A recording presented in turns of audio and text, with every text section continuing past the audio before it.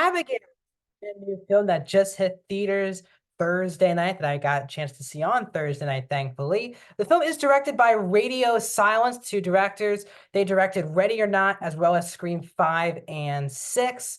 And this film, a group of criminals who are hired by Lambert, played by Giancarlo Esposito, are scheduled to go to take this child and watch over for her for 24 hours so they can each split a ransom each of $7 million. $7 million for each criminal. The criminals are Joey, played by Melissa Barrera, Frank, played by Dan Stevens, Rickles, played by William Catlett, Sammy, played by Catherine Newton, Peter, played by Kevin Durant, and Dean, played by Angus Cloud, rest in peace. The kid in the movie, Abigail, is played by Alicia Weir. But as the night unfolds, the group of criminals who are tasked to keep watch of this child, Abigail, realize that she is a vampire of sorts, and that changes everything for the remainder of the movie. The film is an hour and 50 minutes and is rated R. Welcome back, everyone, to a brand new review here on Max Talks Movies. My name is Max Enberg. If you're new to the channel, please subscribe, ring that bell for notifications. We're under 5 subscribers away from 200, so let's get us there by hitting that subscribe button and ringing that bell. I talk movies, TV shows, box office, and I do out of theater reactions. So please subscribe, ring the bell, comment down below. Where does this rank for you out of Radio Silence's filmography? If you've seen it, should they make more Abigails? No spoilers though in the comment section. Did you like it? Did you not like it? Are you going to check it out? Let me know in the comment section. I do respond to every single comment. Please like the video as well, guys. The thumbs up button, that really helps support the channel, helps that YouTube algorithm out so more people want to check out my video. So I was pumped for Abigail because I love Radio Silence as directors. Ready or Not, one of my favorite horror surprises of the last 5 years. Love that movie. I've seen it 4 or 5 times now. And then I've really enjoyed the last 2 Scream films, which I thought were both excellent. So obviously they have a lot of controversy. Obviously them and Melissa Barrera both being kind of ceremoniously fired or leaving the project of the upcoming Scream film. And here they are back reteaming. So let's get my thoughts on Abigail. And what I'm going to say is I am massively disappointed by this movie. And I've actually been shocked. So I have not heard any reactions before I saw the movie, which I was really happy I did because I just love coming into these type of movies I'm excited for, blind from the outside world. So I was on a Thursday night. I wasn't paying attention on purpose to any reviews or things. I try to do that for the most part. Sometimes they're kind of unavoidable, but I did avoid the reviews and stuff for this movie, even social media reactions. I finally have a chance to think of my opinion. Then I saw after I left the movie what people thought, and I am shocked that I'm going to be way more on the negative side than the majority of critics because this movie did not work for me. And I don't think this movie is awful or just a bad movie, but I think this movie left so much meat on the table for what it could have been. So with this film, though, the best part about it is the ensemble, the cast. This movie is extremely well cast with very likable, charming actors who know exactly what movie they are in. From a standout perspective, I love Catherine Newton. I know I didn't review this on the channel, but I really, about a couple weeks ago, I watched Lisa Frankenstein when it was made available on Peacock, and I really enjoyed that movie. Shocked how much I like that movie. She's one of the more underrated actresses working today. Amy and the Wasp: Quantumania really stopped her, in my opinion, from mainstream audience for really falling in love with her. But she's a terrific actress, and she plays this role to a T. She's excellent. She kind of brings kind of the young teenage vibes to the movie, and she's excellent in the film. And again, she also knows exactly what movie she is in. Angus Cloud, who obviously sadly passed away last year, the actor who played Fez on Euphoria, he's terrific here.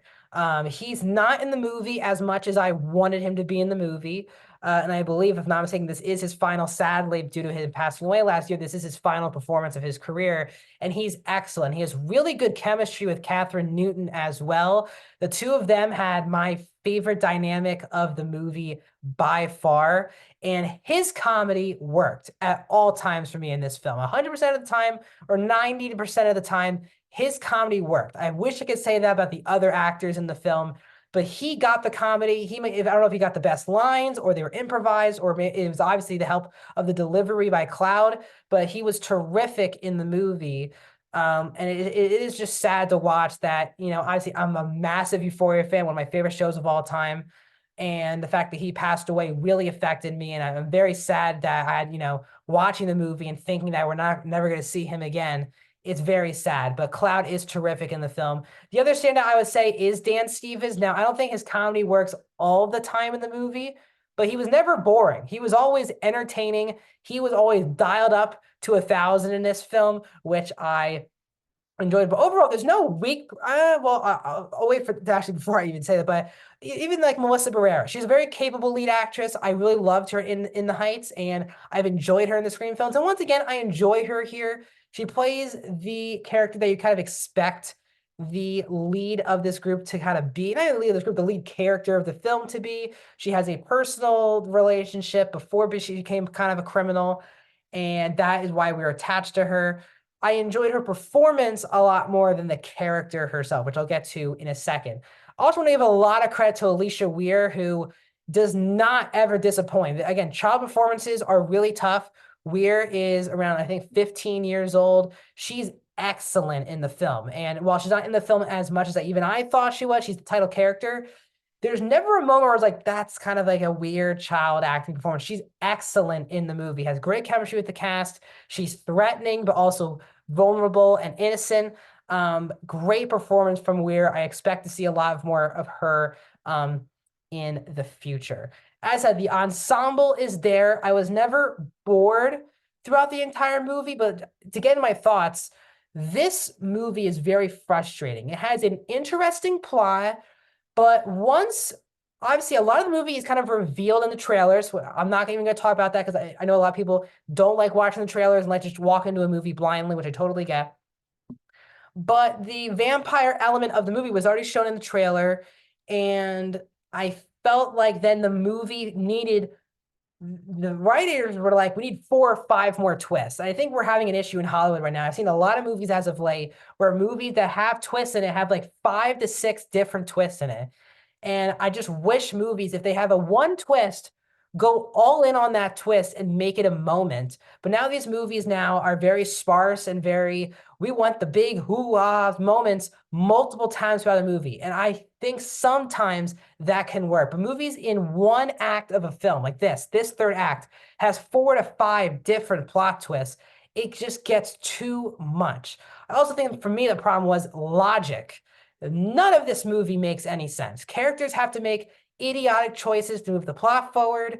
We have rules set up about this vampire-esque element of the movie, and it just felt like the movie just kept throwing you rules just that fits the plot. Not that it makes any sense logically, because it just fits the plot of the entire film. That was frustrating. Overall, and as I said, the plot twist, that element, this movie also really wanted to be Ready or Not. And I don't know if people out there have seen Ready or Not. I've already talked about how much I adore that film. For me, this is a way lesser version of that movie. And while, yes, it's different, it's not a marriage going to a twist of that this rich family is evil and these types of things. The way the movie keeps progressing, it's like going towards Ready or Not territory. Even like shot for shot, the last like 10 to 15 minutes of the movie feels straight out of Ready or Not. And I think this movie is nowhere near as clever, original, and what I'm going to say is also subtle. That movie did not need to explain a lot what's going on. It was a lot more of a simple plot line, but the twists and turns in that movie worked because you weren't being talked at of what these twists and turns mean. They're not explaining to you why this is happening. This movie has so much exposition because we go right into the movie where we meet the group of characters, they kidnap the girl, and we're in the mansion for the rest of the movie. Due to that, we don't know who any of these people are, what the rules are of the world, things and that. So the movie has to take so much time of its runtime to explain to us who these people are, their backstories, why we should care about them, why we should hate them, why some of these dynamics don't work, why some of them do. And because of that, this movie needed to be a tight 90 minutes. When these movies are set in one house, the longer it goes, the less original or fresh it feels because the movies try to go through the same elements, because the best part about working in one location is that you have to be creative, but the longer the movie goes, the longer that runs out of steam, and this movie definitely ran out of steam.